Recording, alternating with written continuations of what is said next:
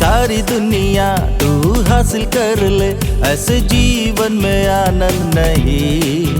अपने प्राण की तू हानि उठाए, उसमें कुछ भी लाभ नहीं।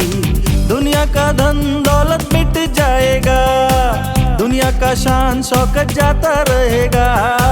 दुनिया का धन दौलत मिट जाएगा, दुनिया का शान शौकत जाता रहेगा।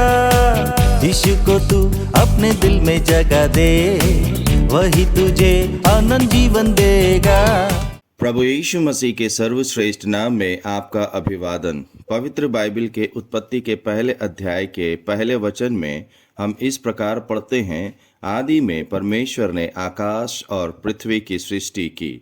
आज इस संसार में सभी समाजों और संस्कृतियों, सभी विचारधाराओं, सभी विचारों और विविध मान्यताओं को समझने के लिए यह जीवन पर्याप्त नहीं है। इतने मनुष्य के तर्क दिखने में आते हैं, जिससे जो भाता है अच्छा लगता है, अर्थात जिसकी पगडंडी और जिसका रास्ता उसे प्रिय लगता है। इन सभी प्रकार के विचारों का खंडन करने के बजाय किस प्रकार वे निरस्त हो जाते हैं, इस पर ध्यान केंद्रित करें क्या? बड़ा सवाल है ना? इसे कैसे इन्हें निरस्त किया जा सकता है? परमेश्वर के वचन में आदि में परमेश्वर ने आकाश और पृथ्वी की सृष्टि की। हम देखते हैं कि यह एक वाक्य सभी अन्य विचारों को निरस्त कर देता है।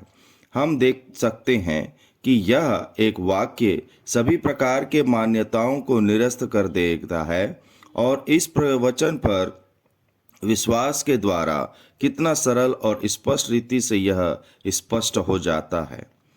पहला, नास्तिक जो कहते हैं कि परमेश्वर नहीं है, इसका प्रत्युत्तर यह सिद्ध रूप से मिलता है कि परमेश्वर है। परमेश्वर है क्योंकि आदि में परमेश्वर ने सृष्टि की। दूसरा, विकासवादी के लिए प्रत्युत्तर है कि वह परमेश्वर ही है जो सृष्टि करता है, इसलिए यह जगत संसार उसी के द्वारा रचा गया है। तीसरा, वे लोग जो मानते हैं कि परमेश्वर और सृष्टि एक ही हैं, जिन्हें अंग्रेजी में पैंथीज्म कहा जाता है, उनके लिए प्रत्युत्तर यही है कि वह परमेश्वर ही है जो एक समय पर एक ही चीज बनाते हैं।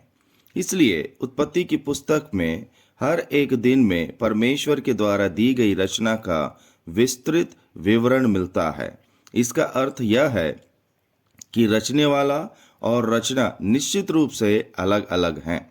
चौथा, उन लोगों के लिए जो भाग्य में विश्वास करते हैं, उनका प्रत्युत्तर तो परमेश्वर ही है, परंतु उसके साथ उसकी इच्छाएं, योजनाएं और संकल्प भी हैं।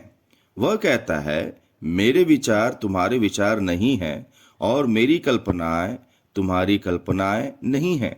हे प्रिय श्रोताओं, हम तर्क में समय बर्बाद ना करें, परंतु परमेश्वर का जो सभी का प्रत्युत्तर देते हैं, उसका और उसके वचन का आदर करें, तभी वो हमारा आदर करेगा।